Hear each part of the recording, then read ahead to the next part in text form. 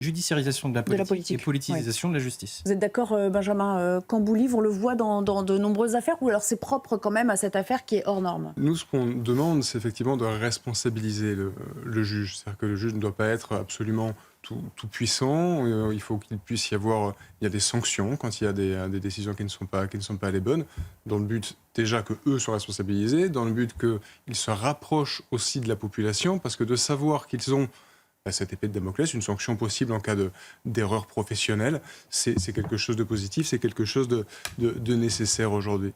Maintenant, exactement ce qui se passe pour Nicolas Sarkozy aujourd'hui, c'est parfaitement logique. Il faut regarder quelles sont les raisons normales de le remettre en liberté aujourd'hui. Effectivement, c'est quelqu'un qui, l'air de rien, a 70 ans, donc on prend en compte l'âge dans la remise en liberté. Il y a le fait qu'il est absolument pas dangereux, et c'est peut-être le critère le plus fondamental, que ce soit pour le regard policier ou le regard de la population.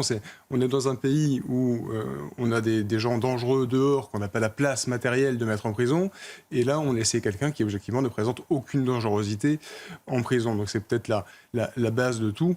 Après, quand on regarde la récidive qui est impossible, etc., effectivement les critères ne sont pas réunis, donc c'est une bonne chose, oui, que cette décision soit prise.